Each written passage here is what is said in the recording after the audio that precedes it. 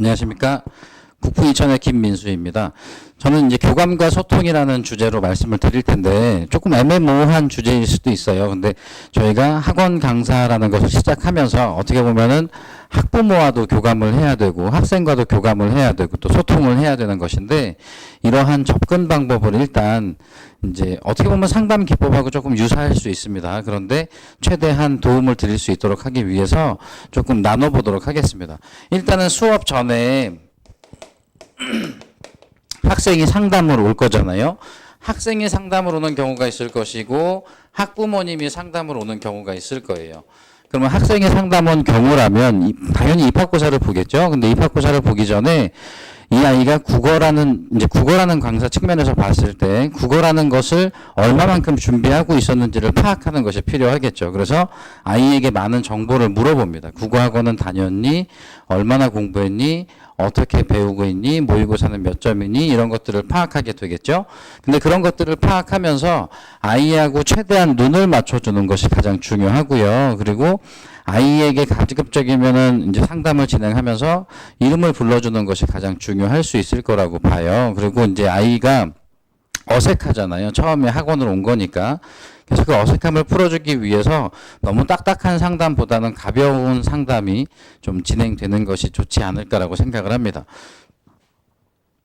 그리고 일단은 이제 수업 전에 이제 입학고사를 봤어요. 그러면은 입학고사를 본 다음에라면 어느 영역이 부족한지, 부족한 영역이 뭔지를 파악하는 것이 중요하다.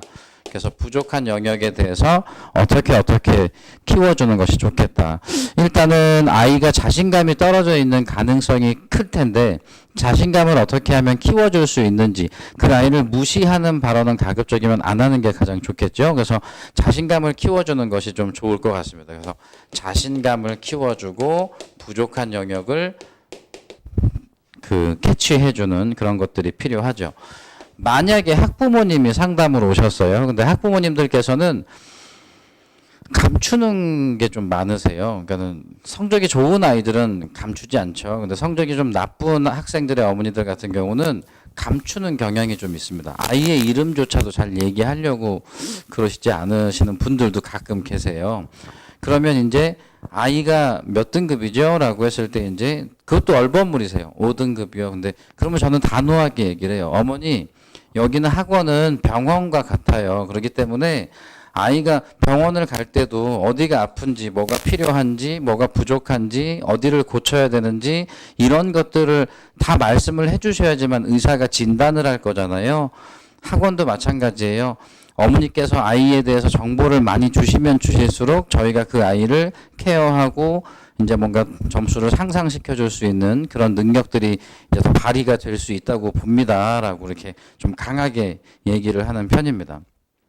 그래서 예를 들면 어떤 학부모님께서 오셨는데 5등급이다 보니까 잘 말씀을 안 하려고 하세요. 그래서 똑같은 말씀을 드리고 이제 정보를 캤죠. 그래서 국영수 등급이 5등급 정도다. 저는 영수까지도 제가 국어 강사를 하고 있지만 타 과목도 물어보는 편이에요. 그 이유는 특정 과목에 대해서만 우리 학원이 국어 학원이니까 국어만 잘 보면 된다라고 생각을 하겠지만 그 아이가 국어라는 과목은 좀 특이하거든요. 국어를 잘 봐도 학원을 그만두는 경우가 있고 못 봐도 학원을 그만두는 경우가 있어요. 거꾸로 잘 봤을 때도 학원을 다니고 못 봤을 때도 학원을 꾸준하게 다니게끔 하는 것이 이제 가장 좋겠죠. 근데 국어라는 과목 특성상 우리가 국어를 대부분 만만하게 보잖아요. 국어는 쉽고 혼자 할 수 있고 그러다 보니까 좀 만만하게 여기다 보니까 점수가 어느 정도 나오면 아 나는 이제 그만해도 될 것 같아. 다른 과목에 신경 써야 될 것 같아. 이렇게 생각을 하는 거죠. 그렇기 때문에 일단은 약간 이야기가 샜는데 일단은 학부모님들께도 국영수 등급을 다 물어봅니다. 그래서 국영수 등급이 어떻게 되나요? 라고 하고 아이가 혹시 무슨 과를 가고자 하는지 알고 계시나요? 그런 걸 알고 계시는 부모님들이 있겠지만 모르시는 부모님들도 은근히 많아요. 그러면 그거는 제가 아이하고 물어보고요. 어머니하고 최대한 아이하고의 다리 역할을 할 수 있게끔 노력을 하겠습니다. 라고 해서 일단은 그렇게 교감을 하고 넘어갑니다. 그러면 수업 중에는 이제 아이가 왔잖아요. 다니게 돼요. 그러면 수업을 듣게 되겠죠. 수업을 듣게 됐을 경우에는 이 아이 같은 경우는 처음이니까 역시나 어색해해요. 그래서 막 그 쭈뼛쭈뼛하고 그러면 수업 시간에 들어왔을 때도 여기 아는 아이들 없니? 뭐 하니? 이러면서 최대한 교감할 수 있게끔 아이가 안정적으로 다닐 수 있게끔 만들어주는 게 필요할 것 같아요. 그리고는 이제 수업 시간에 계속 봅니다. 저 아이가 어떤 행동을 하는지, 수업 시간에 알아듣는지. 예전에 학교 선생님들이 그런 말씀 하시잖아요. 앞에 있으면 다 보여. 니네들이 뭔 짓 하는지, 뭔 생각하는지 다 보여. 그러시잖아요. 정말 앞에 있잖아요. 그러면 그 아이가 뭔 생각을 하는지, 뭔 생각을 하는지, 공부에 집중을 하고 있는지, 이런 것들이 보여요. 그래서 이제 그 얘기를 하죠. 이제 그러면 수업 시간에도 넌지시 얘기를 해줘요. 야, 너 이해가 안 가는 것 같은데? 이렇게 수업 시간에 대놓고 얘기하는 건 아니지만 옆에 가서 이해됐니? 이해가 좀 안 돼? 뭐 어때? 그러면은 이렇게 얘기해주고요. 이런 경우가 가장 좋기는 해요. 그러니까 이해가 안 되니? 라고 물어보는 것보다도 더 좋은 방법은 그 아이의 눈빛만 딱 보고도 이제 어느 정도 이해가 안 됐구나라는 게 파악이 돼서 같은 내용을 다시 한번 설명하는 거죠. 자, 이게 이해 안 된 학생들이 있는 것 같은데 라고 하면서 설명을 하는 거죠. 왜냐하면 이게 저는 그 모든 저기에서 점쟁이가 되라고 이제 말씀을 드리거든요. 항상 강사 교육을 하더라도 점쟁이가 되어라라는 것은 뭐냐면 학부모에게는 우리 아이를 가장 잘 알아주는 선생님이 가장 좋은 선생님이라고 봐요. 성적을 물론 올려주는 선생님이 가장 좋지만, 그러면 학부모에게는 이 아이가 이런 것 같아요. 아이가 노력을 잘 안 하는 것 같아요. 그리고 집중력이 좀 약한 것 같아요. 뭐 한 것 같아요. 그러면 맞아요 선생님. 맞아요. 어떻게 그렇게 잘하세요? 이렇게 되면은 일단 그 어머니는 그 선생님을 신뢰하게 됩니다. 그런데 그 아이도 마찬가지예요.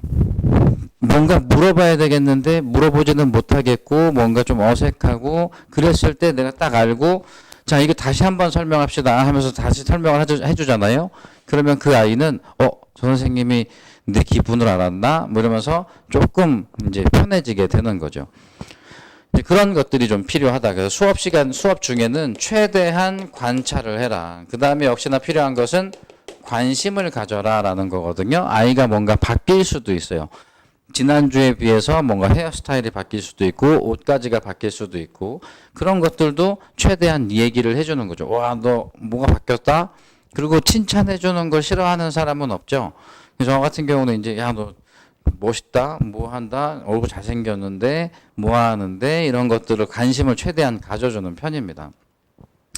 그래서 그런 것들이 좀 필요하고요. 그 다음에 좀 지우고요. 좀 지우고 만약에 이제 수업 후라고 생각을 하죠. 수업이 끝났어요. 그러면은 학생에게는 피드백이 필요해요. 이런 것들은 어디서 하냐면 클리닉을 왔을 때, 클리닉이라고 해서 이제 보충이나 이런 것들을 왔을 때 단둘이만 있게 되는 경향이 좀 있잖아요. 아이들도 자존심이 있어요. 그렇기 때문에 치부가 될 만한 것들은 최대한 클리닉이나 이제 따로 있는 자리에서 해주는 게 좋습니다. 그래서 아이에게도 야, 너 솔직히 그냥 안타까워하면 공감을 해주면 되게 좋아해요. 오늘도 한 친구가 왔는데 그 친구가 열심히 풀었어요. 그런데 25문제 중에 8문제밖에 못 맞췄어요. 국어 공부를 평생 해보지 않은 아이기 때문에. 근데 8문제를 맞췄어요. 그럼 남들이 봤을 때는 8문제밖에 못 맞췄어. 48에 30이니까 32점이잖아요. 어떻게 할 거야? 이렇게 막 하는 것보다도 야, 지금 틀린 거를 봤더니 너가 알고 틀린 것도 되게 많아. 몇 개가 있어. 그리고 잘못 생각해서 틀린 것들도 있어. 이러면 아이가 너무 위축되진 않겠죠? 근데 찝어줄 건 찍어줘야 됩니다. 근데 너 준비를 안 했어, 솔직히. 투자를 안 했어. 남들은 이만큼 공부를 했어. 이만큼 공부를 해. 그리고 이만큼 공부 양도 이만큼이고 받아들이는 학습 양도 요만큼이야. 그런데 너는 이만큼을 투자했을 때 요만큼만 이해가 돼. 그러면 어떻게 해야겠어? 더 많이 투자를 해야 되는 거야. 이런 식으로 지적도 해줍니다. 그러면 그 아이가 위축이 되는 것, 이제 뭔가 자신감을 가지면서도 뭔가 자기 문제점을 파악하게 돼요. 그러면은 욕심을 갖겠죠. 이게 가장 이상적인 거긴 하거든요. 욕심을 갖게끔 만드는 거. 근데 욕심을 막상 가져주면 다행인데 그렇지 않으면 조금 또 애매하긴 하죠. 그랬을 때는 이제 학생 개개인의 성향에 따라서 좀 달라질 거라고 봅니다. 그리고 이러한 걸 바탕으로 이제 학부모에게 얘기를 하잖아요. 학부모에게는 이 아이에 대한 문제점을 정확하게 찝어주는 게 좋아요. 그래서 정확하게 찝어줄 때도 역시나 어머니의 반응을 듣는 거예요. 제가 말만 하는 것이 아니라 듣는 거예요. 어떻게 듣냐면 어머니 이 아이가 지금 열심히 한 것 같은데 국어 공부를 거의 안 하는 것 같아요. 집중력이 좀 부족한 것 같아요.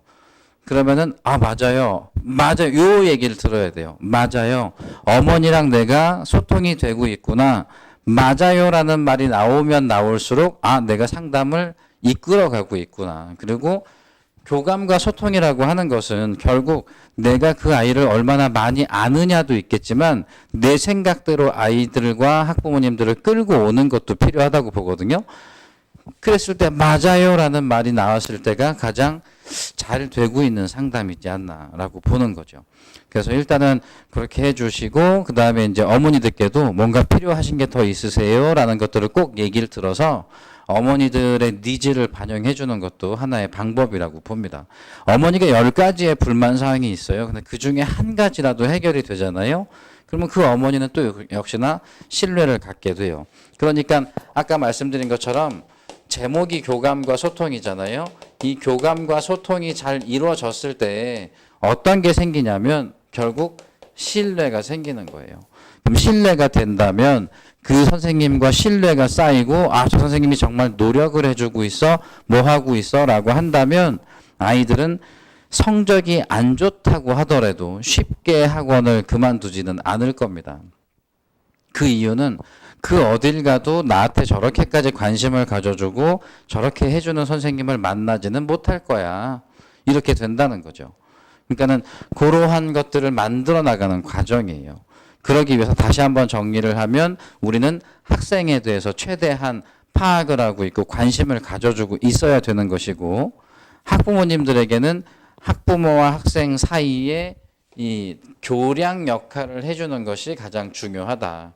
근데 그럴 때는 때로는 학생의 편의 입장에서 설명을 해주고요. 때로는 학부모의 입장에서 학생에게 전달할 필요도 있다라는 거죠. 마지막으로 요거 하나만 기억하시면 돼요. 우리가 학교를 다닐 때 또는 이제 어렸을 때 생각을 해보시면 친구들하고 얘기하는 것도 생각해 보시면 돼요. 내 마음을 잘 알고 내 입장을 대변해주고 내 입장에서 생각해주는 친구들이 좋잖아요. 그리고 학교 다닐 때도 마찬가지죠. 나에게 관심 가져주는 선생님이 좋잖아요. 그런 것처럼 똑같아요. 또는 그 학부모님도 마찬가지죠. 뭐 학부모의 입장이 돼보질 않아서 그건 좀 애매하긴 한데 일단은 마찬가지예요. 학부모 입장에서도 똑같이 사람과 사람과의 대화라고 생각하면 돼요. 내 말을 잘 들어주고 내 힘든 점 이런 것들을 잘 받아들여주는 사람이 좋잖아요. 어머니들에게 힘든 건 뭐예요? 이 아이에 대해서 힘든 거예요. 성적도 성적이지만 의욕이 없으면 그것들도 힘들 수도 있는 거죠. 그래서 그러한 것들에 대한 교량 역할을 우리가 얼마나 잘 하느냐에 따라서 달라질 수 있다라고 이제 생각을 합니다. 좀 두서없이 얘기를 드린 것 같긴 하지만 짤막하게 요 정도를 들으시면 그래도 많이 도움이 되지 않았을까라고 생각을 합니다. 자, 그러면 여기서 마치도록 하겠습니다. 감사합니다.